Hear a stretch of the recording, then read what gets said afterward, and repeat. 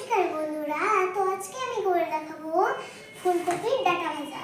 তো তার জন্য প্রথমে আমি গ্যাসটা ধরিয়ে কড়াই চাপিয়ে দিয়েছি। তো আমি ডাঁটাগুলোকে কেটে নিয়েছি, এই যে দেখুন এরকম ভাবে। এবার আমি কড়াই দিয়ে দিই।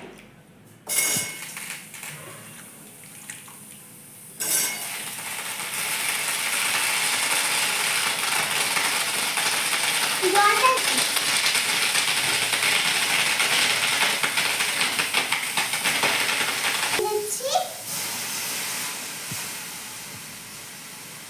আমি 1 বাটির মতন জল দিলাম। তো এবার আমি সিদ্ধ হতে দিয়ে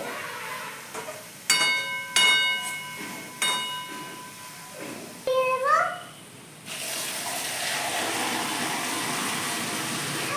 লবণ,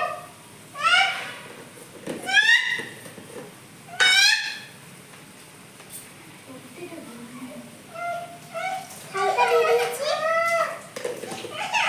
তো দেখুন বন্ধুরা, আমাদের সিদ্ধ হয়ে গেছে। আমরা সিদ্ধ করে নিয়েছি, নামিয়ে নিচ্ছি। তো